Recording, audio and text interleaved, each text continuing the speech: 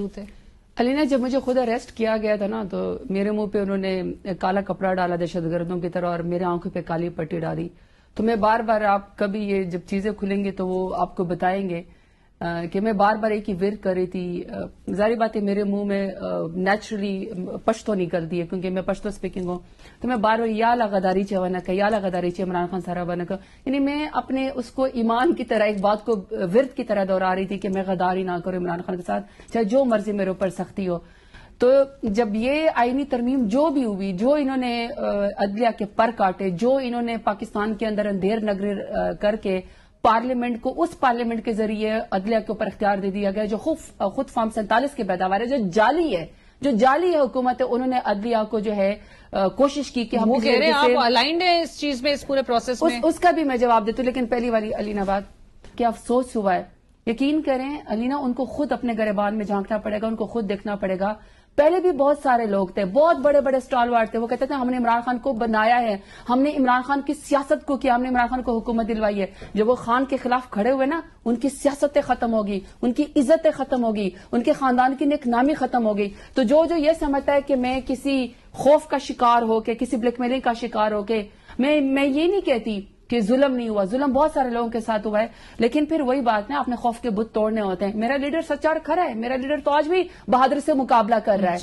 تو میں یہ کہہ رہا ہوں انہوں نے اپنی سیاست خود ختم کی ہے. لیکن وہ جو آپ نے پوائنٹ کیا ہے نا، لیکن اس سے پہلے جب آپ کو اریسٹ کیا تھا، آپ کو کیا پریشرائز کیا جا رہا تھا؟ لینا، میرے تو یہ جس کو کہتے ہیں نا کہ سٹوری میری ایسی ہوگی، اور میرے منہ سے میں ایسے آپ کو بات بتاؤں گی کہ 9 مئی کے بعد جو سب کے اوپر ٹارچر اور پریشر تھا، کاروبار ختم کرنا، آپ کے گھروں کو توڑنا، گھروں کے دروازوں کو توڑنا، اپنی فیملی کو، آپ کی فیملی کو خوف و ہراس کا شکار کرنا اور آپ کو جھکانا اور قیمتیں لگانا. یقین کریں علینا، میں تو 2010 سے اپنے اسٹوڈنٹ لائف سے عمران خان کے ساتھ انصاف اسٹوڈنٹ فیڈریشن کی پریزیڈنٹ سے ہو کے میں یہاں پارلیمانی لیڈر تک کا سفر میں نے طے کیا ہے. میں سمجھتی ہوں یہ بھی میری توہین ہے اگر میں یہ لفظ بتاؤں کہ مجھے کسی چیز کی آفر کی گئی یا مجھے پیسے کی آفر کی گئی، کیونکہ انسان کی جو آپ کا ضمیر ہے نا، جو میرا لیڈر عمران خان کہتا ہے، آپ کے ضمیر کی قیمت نہیں ہوتی ہے، انسان کی قیمت نہیں ہوتی. یہ بھیڑ بکریاں، یہ گھوڑے گدھے ہیں، یہ بکرا منڈی ہے جس کے اندر جو ہے نا آپ کی قیمتیں لگائی جاتی ہیں. یہ سیاست پاکستان تحریک انصاف کی نہیں، یہ پیپلز پارٹی PMLN کو مبارک ہو، اور انہوں نے اسی کے اوپر سیاست بلڈ کی. انشاءاللہ آگے ان کو زندگی میں ایک ووٹ نہیں ملے گا، چاہیے جو مرضی آئین کو پامال کر لے، پارلیمنٹ کو یرغمال کر لے، لوگوں کو یرغمال کر لے. سو یہ تو میں کبھی اس بارے میں بات ہی نہیں کروں گی. ہاں البتہ علینا، اسٹیٹ سے لوگوں سے گلہ ٹھہرتا ہے، اس کی وجہ ہے جب آپ کی زندگی نا پوری عمر آپ کا جینا مرنا پاکستان میں، آپ سب سے لالی پرچم کی عزت کرتے ہو، وہ جسٹ ون کال ہے. آپ کہتے ہیں نا آپ نے فلانے اس کی خلاف ورزی کی، تو آئے نا ہمیں تھانے میں بلائیں، آپ بلائیں. یہ کیا بات ہوئی کہ آپ دہشت گردوں کی طرح خواتین کے کمروں میں گھسیں، ان کے منہ کے اوپر اور آپ آنکھوں کے اوپر کالی پٹیاں باندھیں، دن دہاڑے ان کو بغیر دوپٹوں کے آپ کھینچے، اور اس کے بعد آپ کیا ڈالیں گے؟ 16 MP ہو.